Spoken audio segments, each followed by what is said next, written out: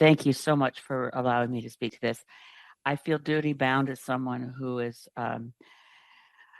has top secret security clearance and is perhaps more aware of the legislative framework around the security of information, that I feel duty bound to speak to say that this motion would be very inappropriate, and in fact would be calling on people who have access to top secret security information to break the law. And I know that can't be Mr. Lloyd's intention, but the Security of Information Act, which used to be called the Official Secrets Act, requires that information that is collected and is in a top secret security designation not be made public.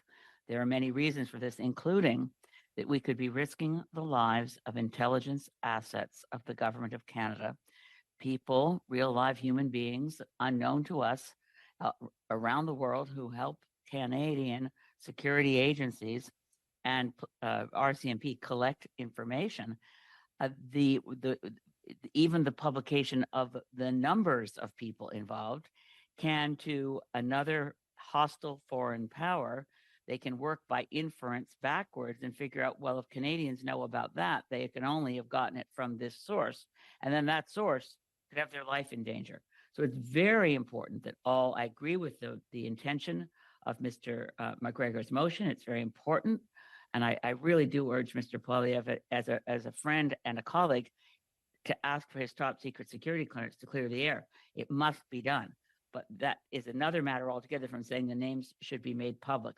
To do that is to urge colleagues to break the law, but perhaps even worse than breaking the law, to place Canadian intelligence assets at risk. And I think the motion might come back to committee with the amendment. The amendment might come back to committee after the committee and all members have had briefings on this point, not from me, but from our intelligence apparatus, from the people at CSIS, the people who handle security within the Privy Council office, the RCMP, and so on, so that everybody around this committee table is fully informed that releasing the names is a non-starter, is a threat to Canadian security, and can actually jeopardize lives. Thank you. Okay, we go now to Ms. Dacho. Thank you very much, Mr. Chair. It's interesting, Ms. May's stories from her perspective when she's read the unredacted and report to now seems to have changed quite a bit in tone and scope. So I just find that interesting that her perspective has changed just a recent. So anyway, I would say though this amendment to ensure that the names are released would be in line with a number of what our allies do. For example, the United Kingdom rightfully names and shames any members of parliament who are acting in a treasonous manner or who are colluding with foreign countries to undermine the United Kingdom's national interests. And I do believe that Canada should be doing the same, and I agree with my colleague Dane Lloyd that otherwise, the Prime Minister seems to just be weaponizing this so-called secret information that he continues to talk about without actually saying the names to his own advantage. And I certainly would agree with the former NDP leader who, certainly won many more seats than the current leader of the NDP, and has said again just recently, I agree completely with Mr. Poilievre's decision not to take the bait. That is, he's referring to Mr. Trudeau's allegation, or Mr. Trudeau's claims. He said Trudeau has been trying for a year and a half to restrain what Pierre Poilievre can do by trying to say, come on, get this private briefing, and oh, by the way, then you'll be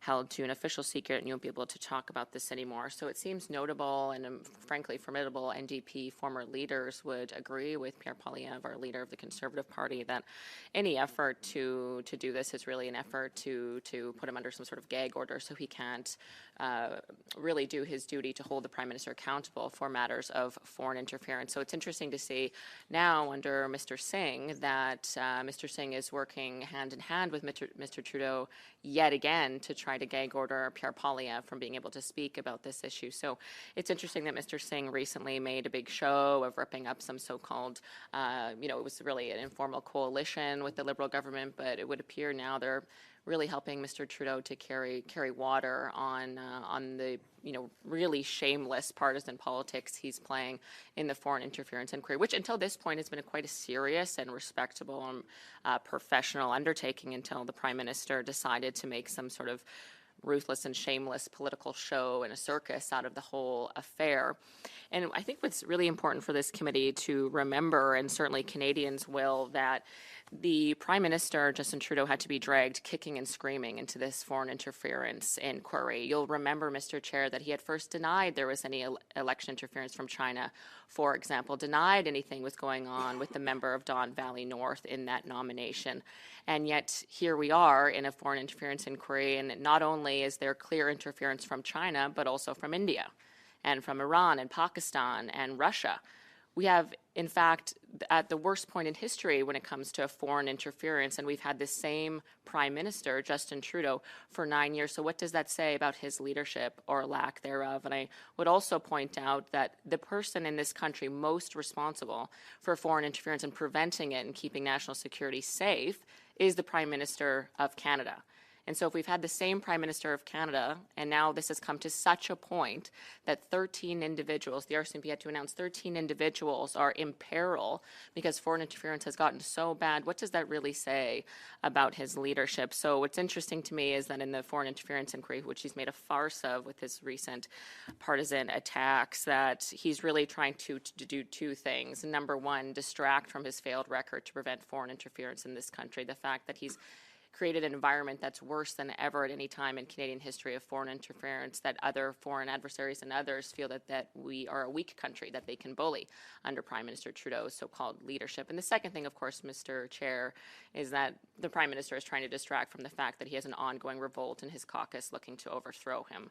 So it's no wonder why he's doing this, but certainly if he continues, as my colleague said, to weaponize this, then he should release the names, because Canadians deserve to know who it is in Parliament right now or in the past who has been undermining the national interest on purpose to aid a foreign country. They absolutely deserve to know that, and those individuals need to be held accountable. And I would also say that it's interesting that he won't do so, and I wonder why that is. Well, perhaps it's because out of any party, it makes the Liberal Party look bad. Again, he was the one who denied that there was election interference from China, for example. He's the one who denied there was any issue here at all, and yet here we are. So he continues to deny that there's any issue there, but I would suspect that's why he's not releasing the names. So I think we could put this to bed. It's rapidly devolving into some McCarthy witch hunt as a result of the Prime Minister's actions, and I think we can easily clear this up today by releasing the names. Canadians deserve to know, and the Prime Minister should be showing leadership in this regard and ensuring that he's actually taking action on this intelligence. And I would say in the last thing, Mr. Chair, that it's not clear why we're taking intelligence if we're not able to utilize it to ensure that these individuals are held accountable. And if they're semi-witting or unwittingly knowing, then they should know, and they should be informed.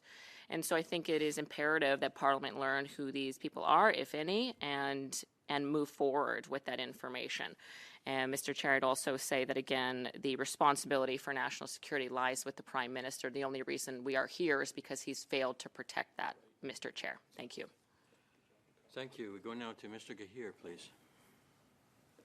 Okay, so somebody sent us this speech, and wow, Yeah.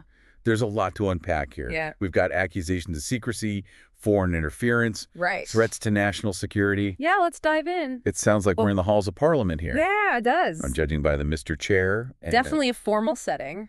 And right off the bat, the Speaker says they have top secret security clearance. Yeah, that's an interesting tactic, isn't it? I mean, they're establishing their credibility right from the start. Like, hey, I'm privy to information you're not.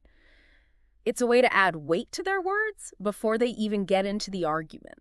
So what is the argument? It sounds like they're against a specific motion that's being put forward. Right. Although we don't know all the details. But they're saying that this motion, however well-intentioned, Right. would essentially force people with access to classified intelligence Yeah. to break the lie. And not just any law. Exactly, and this is where it gets interesting. They specifically reference the Security of Information Act, formerly the Official Secrets Act. That phrasing alone, official secrets, instantly raises the stakes. This isn't just about, bureaucratic rules. It's framed as a matter of national security, maybe even treason. And they really drive that point home, too, talking about putting operatives in the field at risk, jeopardizing missions. It's an appeal to the human cost of revealing sensitive information. It's that classic dilemma, right? Transparency versus security. On one hand, the public deserves to know what's being done in their name. On the other, you have to protect sensitive information, especially if lives are on the line. It's never an easy balance to strike. And in this case, the Speaker seems to be suggesting that this motion tips the scales way too far in favor of transparency. But then they offer an alternative, a top-secret briefing, specifically for Pierre Poilievre, the leader of the opposition. It's a calculated move. It suggests a willingness to be transparent, sure, but only on their terms and only with a select few. It makes you wonder what they're hoping to achieve by singling out Poilievre specifically. And that's where things take a turn, right? The speech goes from this measured discussion of legal frameworks and the potential dangers of revealing classified info to something much more... A lot more pointed. Yeah. It gets personal. Absolutely. Like the gloves are coming off. They start aiming at individuals, people they clearly see as manipulating the situation. We hear accusations leveled against Jagmeet Singh, Justin Trudeau, the Liberal Party in general. And the language they use, it's not subtle. Weaponized secrecy, gag order, political gamesmanship. Exactly. It's like... This isn't just a policy disagreement anymore. No, it's personal. Weaponized secrecy. That's quite the term. I mean, it's not every day you hear language like that in, what's supposed to be a formal setting. No, not at all. It's incredibly loaded, right? It's one thing to say, like, the government is being too secretive. But to use a phrase like weaponized secrecy, it suggests something much more deliberate, almost sinister. It implies that they're not just withholding information, they're using it as a tool to silence their opponents and harm the country. And then they go on to list these examples of what they call foreign interference. It's China, India, Iran, Pakistan, Russia. Right. Quite the lineup. Right. And it's not like Canada has, simple relationships with any of those countries. Not at all. It's a very calculated list, I think. You've got the usual suspects when it comes to geopolitical rivals, but then you throw in India, a Commonwealth partner. It broadens the scope. It makes it seem like Canada is under threat from all sides. And it plays into this whole narrative the speaker is building, that the government is failing to protect its own citizens, even from its supposed allies. And they bring up Justin Trudeau specifically, the prime minister, saying that he initially denied there was any foreign interference. It took public pressure. Right. To even get an inquiry started. Which plays right into the political gamesmanship accusation, right? The implication is that the government wasn't being upfront with the Canadian people, that they tried to sweep this whole thing under the rug until they couldn't anymore.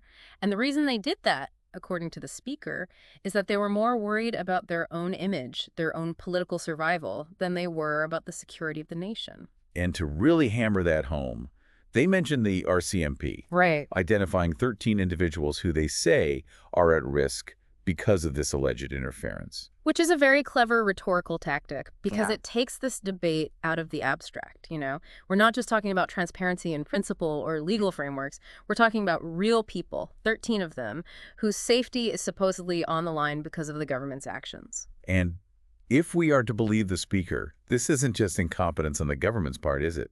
This is all part of some master plan. Yep. They're saying that the prime minister is using this whole cover-up to distract from his own failures, to silence dissent within his own party. Right, and that is a very serious allegation to make. I mean, they're essentially accusing the prime minister of putting his own political survival ahead of the country's well-being. So we've gone from a debate about emotion to accusations of a cover-up, a prime minister putting his own interests ahead of the country's.